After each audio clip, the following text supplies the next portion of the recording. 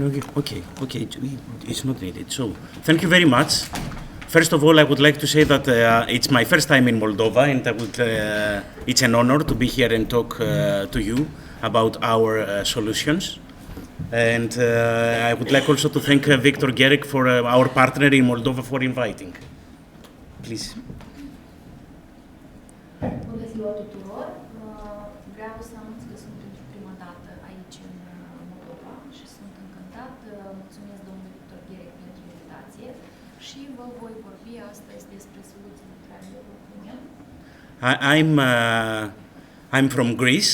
I have been working with anesthesia and ventilation products. In a few days it will be exactly 20 years in 15th of March.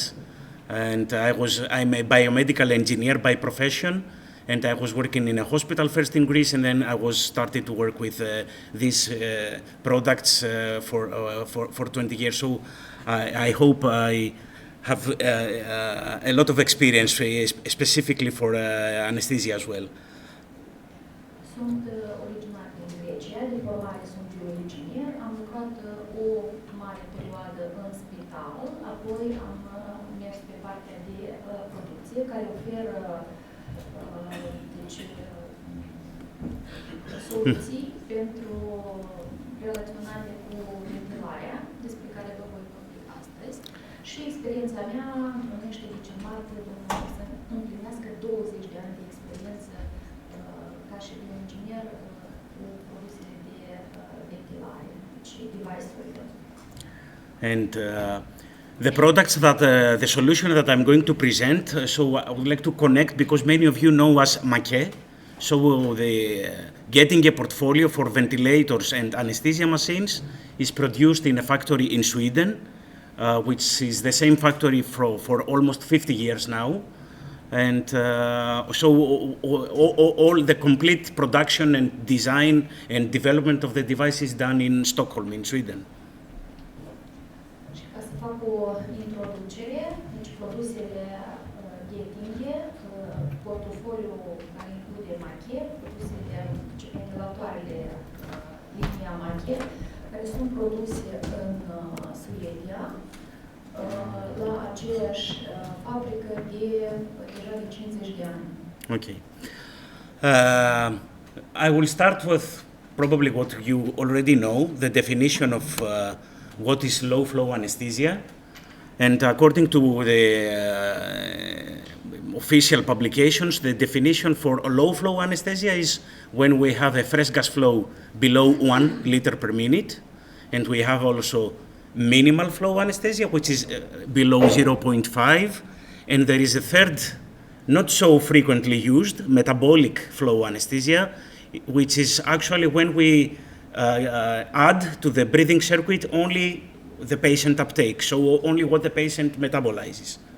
Și voi începe cu definiția ce înseamnă anestezia cu flux redus, ceva cunoscut de către dumneavoastră și practicat zilnic, sunt sigur. Și dacă am face o trecere în revistă, avem 3 definiții, de fapt varietăți, da? Adică ale noțiunitate. Deci low flow anestezie atunci când fluxul de gaz proaspăt este sub 1 litru pe minut, și avem minimal flow anestezia, când fluxul de gaz proaspăt este sub 0,5 litri pe minut, și așa numita deci, anestezia la fluxul metabolic, când fluxul de gaz proaspăt este sub 0,25 litri pe minut, când sunt suplinite doar ceea ce se consumă, deci necesitățile care au fost metabolizate, consumate și sunt doar adăugate. And it's trendy. It's let's say we hear a lot about low flow anesthesia. So let's see what is the reasons to use low flow anesthesia.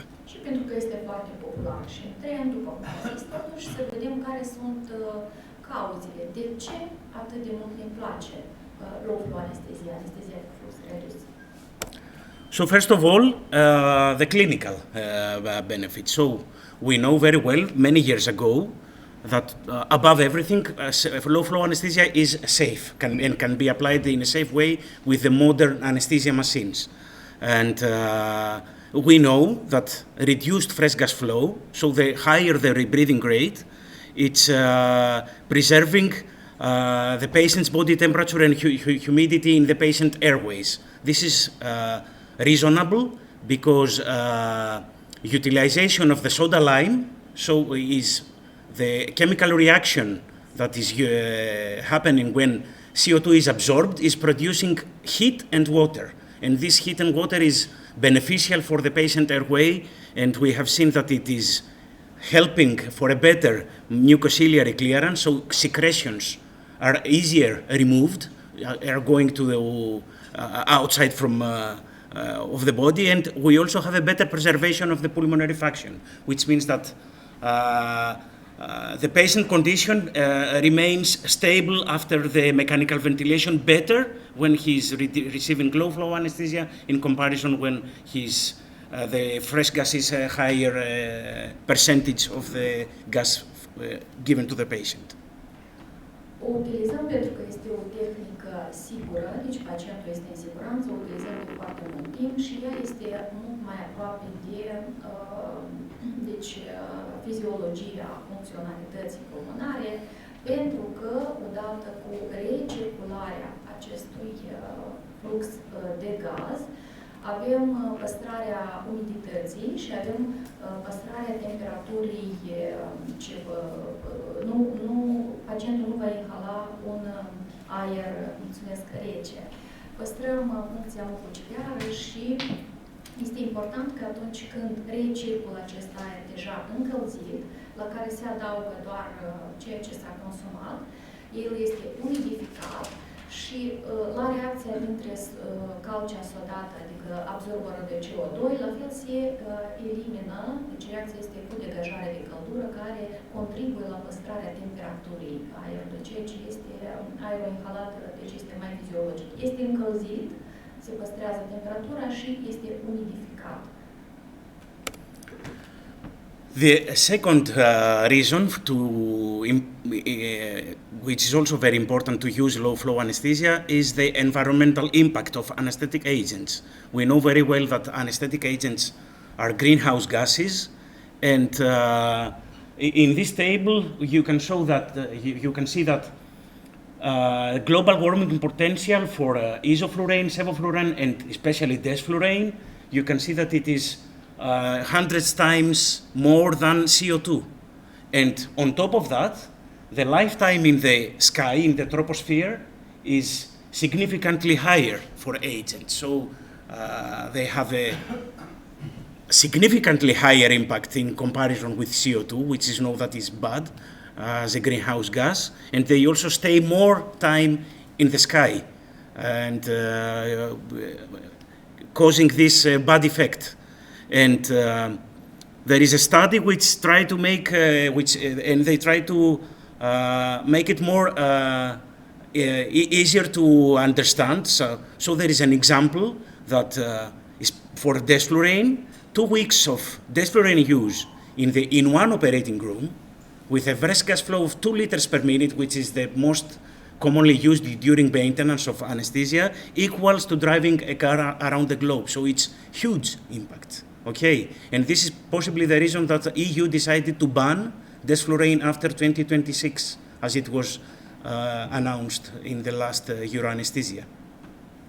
Okay, și pentru că ecologia și deci contează foarte mult și vrem să ne aliniem la tendințele actuale care sunt, aducem aici încă un argument, impactul asupra mediului, a activității sălilor de operație. Avem efectul de seră pe care o cunoaștem, produs de CO2 și dacă am pune într-o perspectivă pe o scală, care ar fi impactul anestezicelor inhalatorii deopotrivă cu, adică dacă l-am măsurat pe aceeași scală cu CO2-ul, anestezicele inhalatorii au un impact mult mai mare și dacă ne-am uita, deci am analiza în aceeași ordine de idei, durata de viață a anestezicelor inhalatorii utilizate care vor nimeri, adică în mediul înconjurător, la fel, durata lor de viață este mult mai mare și avem un studiu care a vrut, deci s-a dorit să pună într-o perspectivă aceste cifre, care în tabel poate nu sunt într-atât de clare, dar acest studiu conchide că 2 săptămâni de utilizare a anestezicului inhalator desfluran sunt echivalente ca și cum am conduce o mașină în jurul globului pământesc, deci cu gazele de eșapament, deci sunt echivalente. De aceea, poate, așa cum s-a anunțat la ultima deci, euroanestezia 2023, 2026. În 2026, deci posibil se pune întrebarea că am putea să fim în situația de a renunța la desfluran, care dacă vedem pe această scală de longevitate a moleculei, este una dintre cele mai longevile. And the last, and probably for the managers or the Minister of Health or the person who is responsible for healthcare cost, is the impact on economics. So low flow anesthesia, the lower the flow, the less agent we use. And agent is expensive. And so if we succeed to lower the fresh gas flow, then we have significantly lower anesthetic agent consumption. And this means less cost for the anesthesia delivery for every surgery, for every case. Și ultimul aspect, însă la fel de important, este aspectul economic. Sigur că ne străduim, așa vorbind în termeni mai simple, dintr-un flacon de sevofluran să facem cât mai multe anestezii și cu reducerea fluxului anestezic, desigur că acest lucru este posibil pentru că de aici se calculează costul anesteziei. Odată cu reducerea fluxului, consumul de sevofluran la fel se reduce și scade prețul tratamentului chirurgical și anesteziei per total. So the next question is that okay, low flow is good. We saw why. There is 3 good reasons to use it, but there are potential risks which are preventing in the daily, let's say, anesthesia delivery to use low flow anesthesia. And it's easily understood that when we lower the fresh gas, we have the risk of not adequate depth of anesthesia. So our sedation level is at risk. And we have to be careful, and we also have the risk of giving hypoxic mixture to the patient. Și pentru că am argumentat, am adus 3 argumente forte de ce suntem pentru și de ce este avantajoasă low flow anestezia cu flux redus, sunt și anumite riscuri potențiale pe care ar trebui să le cunoaștem în considerație pentru a le evita. Unul dintre ele este că, odată cu reducerea fluxului de gaz proaspăt, suntem la riscul de a reduce doza de anestezic inhalator, care creează condiții pentru o anestezie superficială și, 2, putem livra amestecuri cu conținut redus de oxigen, deci hipoxigen. Mm-hmm. In this drawing, this schematic, I would like to explain why we have this risk, just to make it clear. So, this is a rebreathing system. It can be the same for any anesthesia machine. This is our rebreathing device, the volume reflector, but it can be the same exactly with bellows, with piston, whatever is the rebreathing device. So for any anesthesia machine, it's the same. We have the fresh gas, which is blue, and this is the gas that you decide how much oxygen it has and how much agent, okay? And what is applicable now in this drawing with oxygen, it's also the same with anesthetic agent as well, okay? So our settings is content of this gas. How much oxygen, how much sevofluran, isofluran, or desfluran, whatever agent we use. And in this point, with the arrow, we have a mix of the fresh gas with the gas that is rebreathed, okay? That is exhaled from the patient and goes back to him depending on the settings we have done.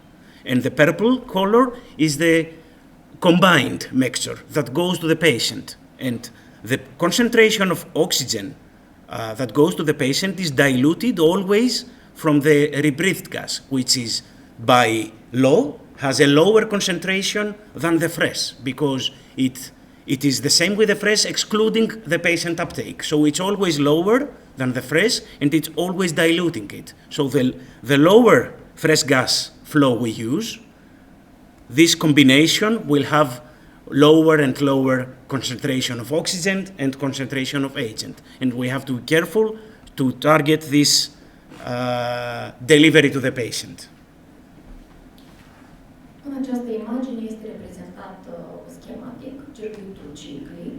Cu albastru este deci brațul care vine, gazul medical, care conține aerul cu oxigen în concentrația în care a fost setată de către medic și agentul inhalator, la fel, setat de către medic.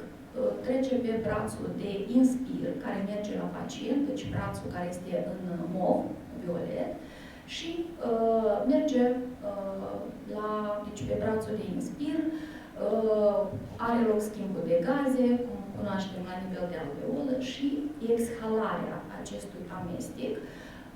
Desigur că va avea o concentrație mai redusă de oxigen, pentru că a avut loc difuziunea la nivel de alveolă, este mai bogat în CO2, la fel, pentru că a avut loc difuziunea la nivel de alveolă, mai puțin gaz anestezic inhalator, se întoarce pe brațul de expir, trece prin absorberul de CO2, unde este epurat acest CO2 absorbit și, iarăși, ciclul reia odată ce este adăugat prin brațul de inspir, deci este adăugat un amestec medical nou, adică se adaugă iarăși un anumit procent de oxigen, de gaz anestezic inhalator și circuitul reia iarăși trece deci este inhalat de către pacient.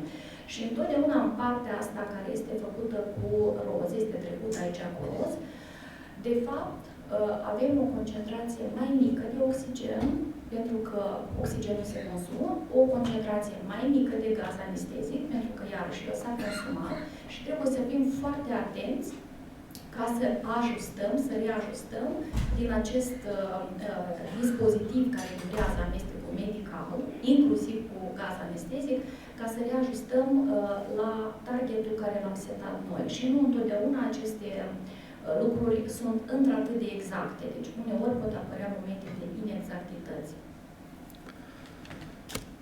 So to make it safer and easier to apply low flow anesthesia, we have a mode in our anesthesia machine which we call automatic gas control.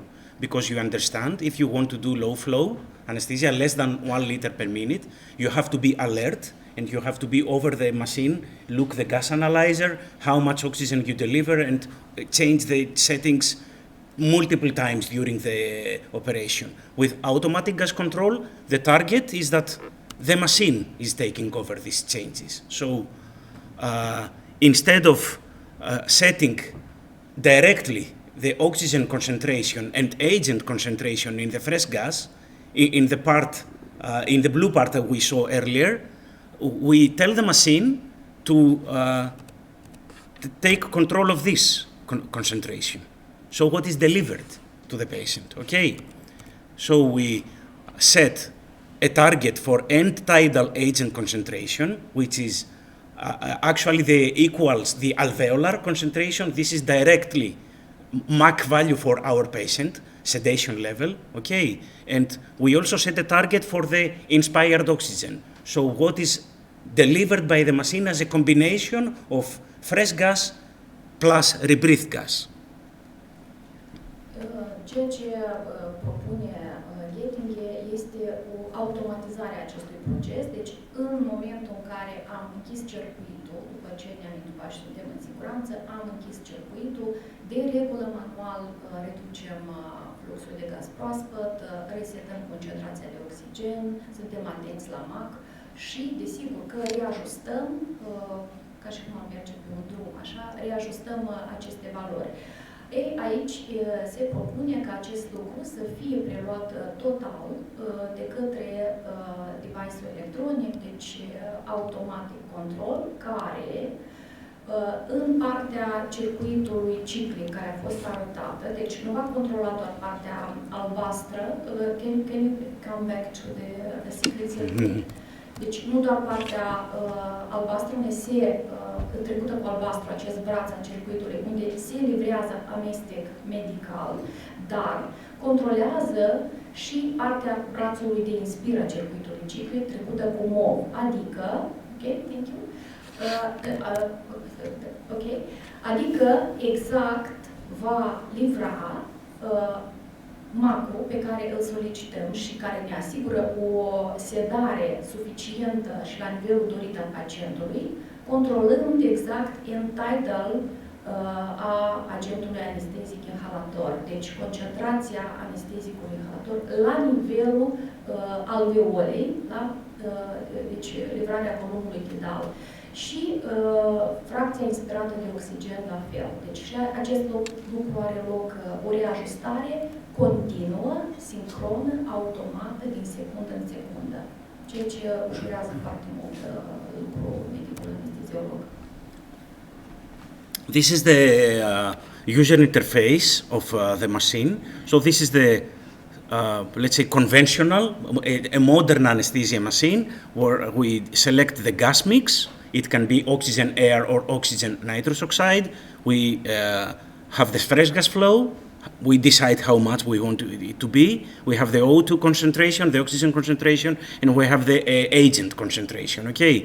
With the automatic mode, instead of fresh gas flow, we have a speed. I will explain what is the speed. And the target, inspired oxygen, and target and tidal concentration of agent. And when we set, if we have input the age of the patient, when we make changes to the concentration of the agent, we also see the corresponding MAC value in the same time. So we can set either concentration or MAC. We decide what we want to target. Astfel arată interfața acestui dispozitiv, ceea ce propun, și pentru a face o comparație și a pune comoditatea acestui sistem într-o perspectivă, în partea de sus se află deci interfața tradițională, unde avem fluxul de gaz proaspăt, litri pe minut pe care îl setăm și care trebuie să-l scădem atunci când vrem să închidem circuitul, concentrația dorită de oxigen și targetul, valoarea silofluramului care ne dorim în procent. Mai jos, în partea de jos a slide-ului, este interfața dispozitivului de vaporizatorului automatic, unde setăm viteza și despre viteză, speed aici unde scrie, ne va vorbi într-un slide ulterior domnul bioinginer, dar ceea ce trebuie să punctăm aici este faptul că doar setăm valoarea procentuală a oxigenului target și concentrația de gaz anestezic inhalator pe care ne-o dorim la sfârșitul inspirului, așa, și avem posibilitatea de a seta sau volum procent sau macro. Deci cum este comod și mașina ne realizează un astfel de amestec individualizat pentru pacientul dat. The speed selection and prediction also overview is we have two targets, oxygen and agent. Oxygen is always in outside of the, so there is no algorithm, it's always in priority. So whatever we set as a target, the machine tries to meet this target as soon as possible. The speed function alters how much savings we want to do. So the lower speed means that we don't care to change the sedation level so fast, and the machine will use the minimal flow to meet the target in a long time, let's say in 15 minutes in this example.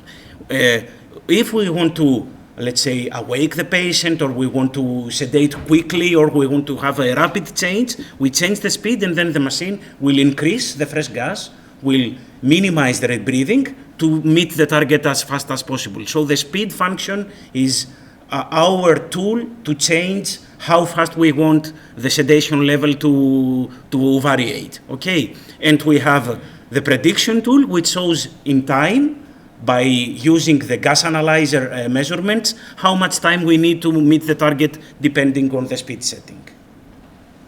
Okay. Și cu referire la viteză, acel buton de pe interfață, aici nu este vorba despre concentrația de oxigen, care este siguranța pacientului. Ca să înțelegem corect, concentrația setată, deci ea va fi menținută. Mai mult este vorba despre nivelul de sedare și aici este următorul moment.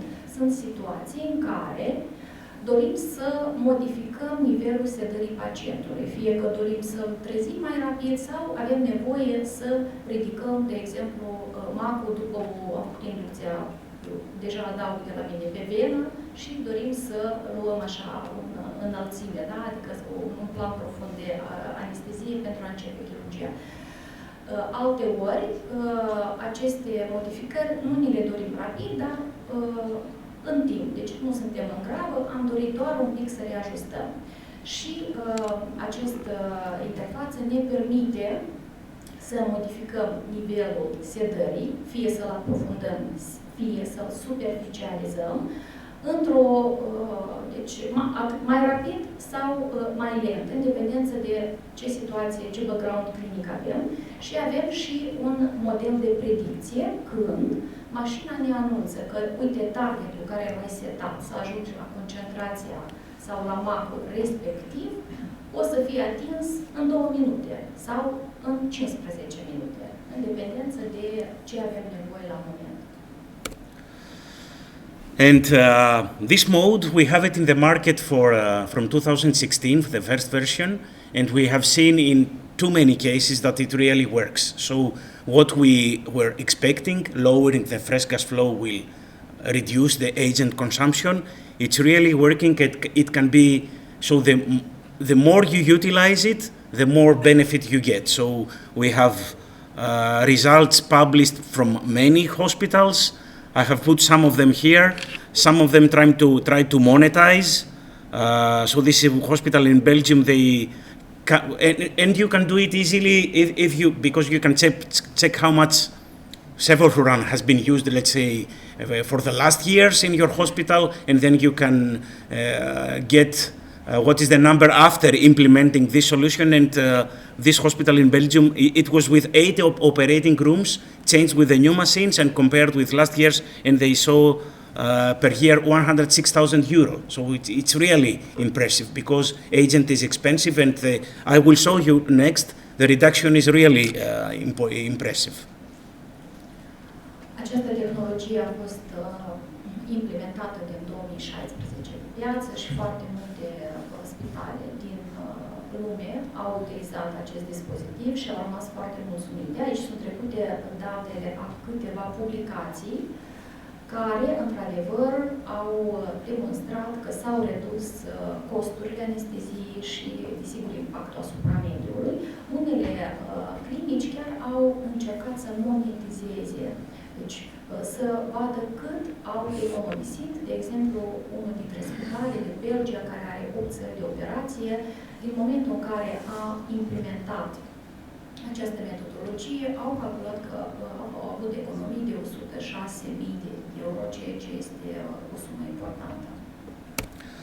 And I included this study. It's important for us. It's published in 2021 in Belgium by Alain Kalmar, an important fan of flow anesthesia. They have our machines without automatic gas control because it's an optional feature. You can buy the machine with or without it, and you can install it in the future.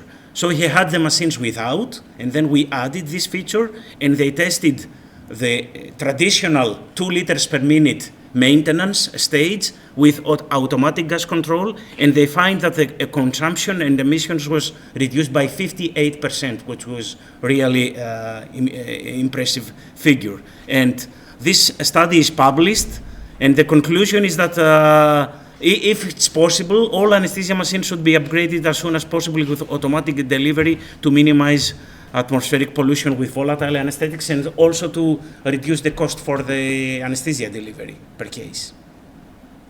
Aici avem un studiu care a fost semnat de către o echipă din Belgia, doamna doctor Alan Kalmar, care este o fană a anesteziei cu flux redus. Aceste mașini de anestezie, adevărul este că pot fi utilizate și fără această livrare automată a gazului anestezic, dar au opțiunea de a include și acest modul. Ei, istoria este că în acest spital, inițial ei au avut mașinile Machia fără acest modul de livrare automată a gazului anestezic, după care au beneficiat de acest modul și au făcut un studiu comparativ unde au determinat cum că, odată cu livrarea automatizată a agentului anestezic inhalator, au avut reduceri ale consumului de gaze anestezice și ale emisiilor cu până la 58%, iar studiul care a fost publicat a conchis cum că, bazat pe aceste dovezi deci, statistice, toate mașinile de anestezie ar trebui să fie convertite la livrarea automată a gazului anestezic, care este avantajoasă și sigură pentru mediul înconjurător. And I have here, just to show you how it is with their patient case. So as you usually do in all your cases, you start with a manual bag during induction, and in this moment, patient airway has been secured. You see the CO2 waveform is acceptable, intubation is successful. We are in manual bagging and we have a fresh gas flow of 7 liters, 80% oxygen and no agent delivery. Și avem aici un caz clinic, spunem că avem o inducție pentru anestezie generală. Suntem setat pe regimul manual, am ventilat manual pacientul la inducția în anestezie, am reușit o intubare în siguranță, avem cele 3 complexe de CO2 obligatorii care trebuie să fie confirmarea poziționării corecte a tubului de intubare și mai jos avem trecute flux gaz proaspăt pe 7 litri pe minut, avem concentrația oxigenului 80 și deocamdată sevofluranul este off, adică este deconectat. Following the induction and the securing of the airway, we switch from manual to automatic, and the fresh gas flow, as we said earlier, is replaced by speed. The O2 concentration replaced by target of inspired oxygen, and we set a target of sevofluran 2.7, which for this patient is 1.3 Mach. Okay, and the prediction starts to show what will happen. We have a timer here. It's 20 seconds after the switch to automatic. Here is the total fresh gas flow that the machine decides to deliver to meet the targets. And here are 2 Mach values. Our machine has a Mach value from the gas analyzer, and there is also Mach brain value, which is estimation of the Mach value in the target organ. Okay, this is an estimation. Și după securizarea căierii, desigur că vom trece de pe poziția maneta care este cu albastru, deci din manual în automat, ca să pacientul la respirație dirijată pentru această anestezie generală.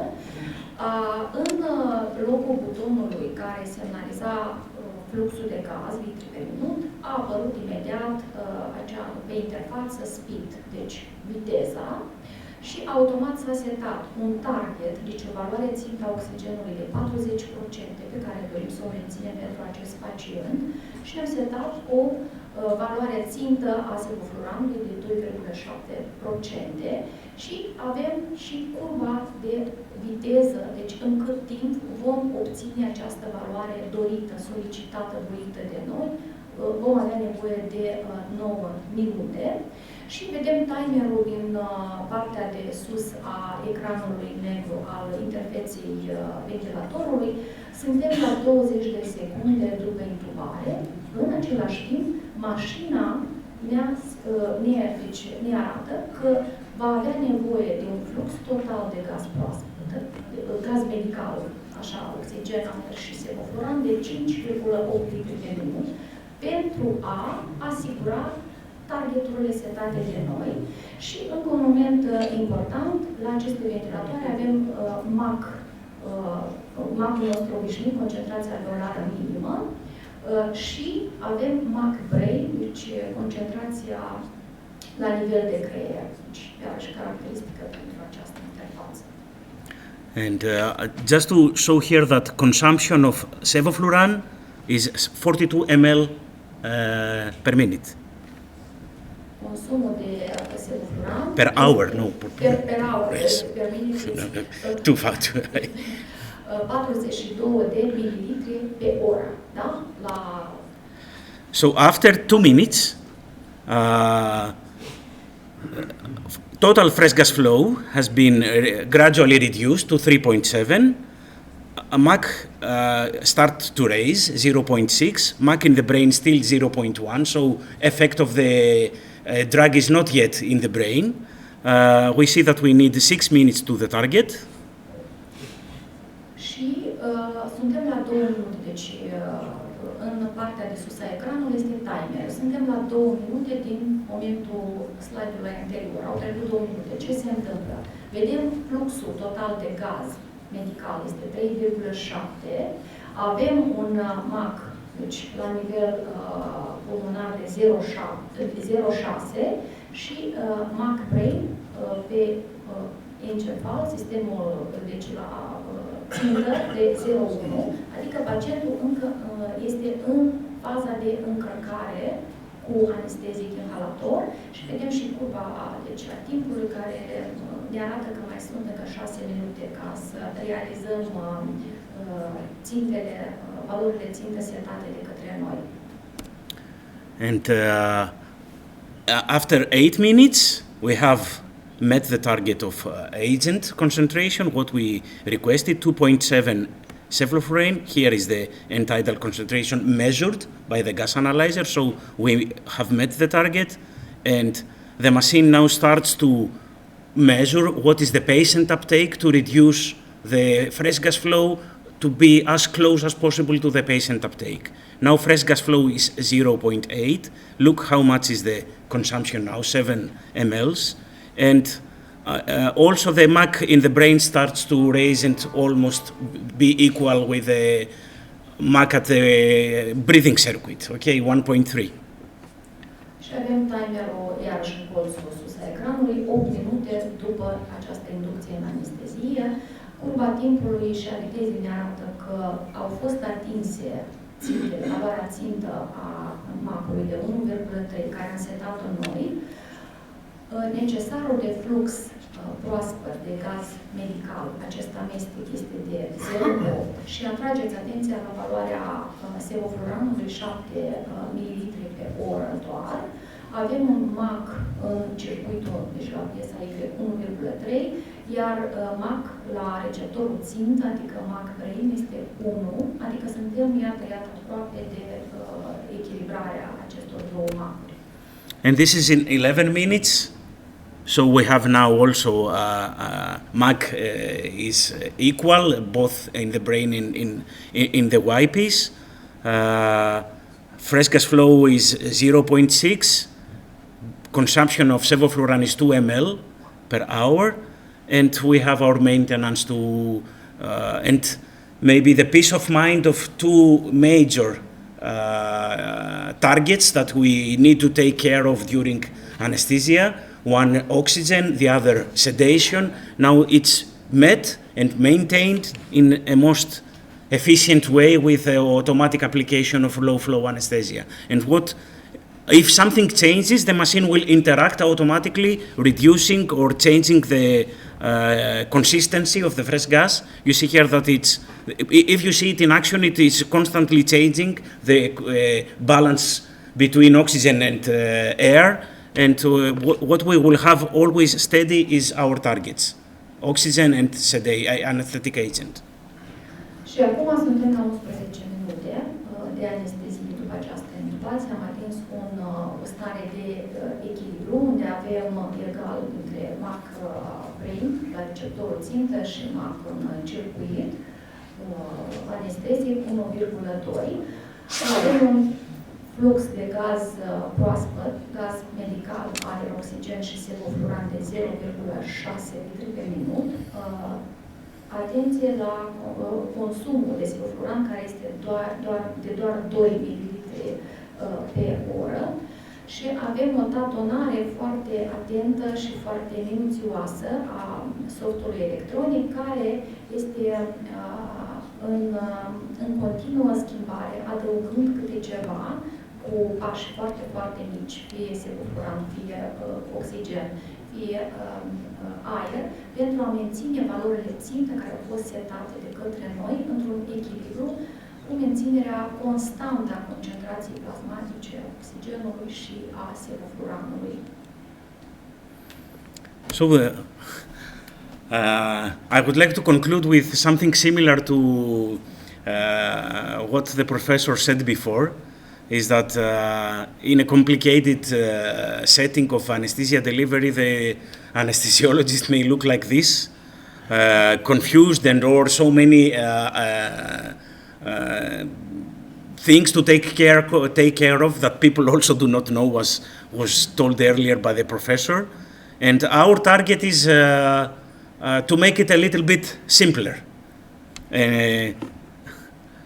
Not like this simple, but at least I think we can buy you some time to do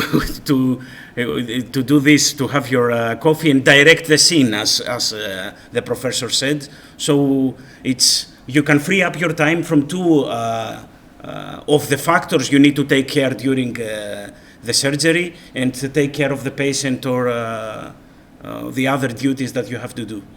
So this is the major contribution from my perspective, as I have been inside the anesthesia setting as a biomed before.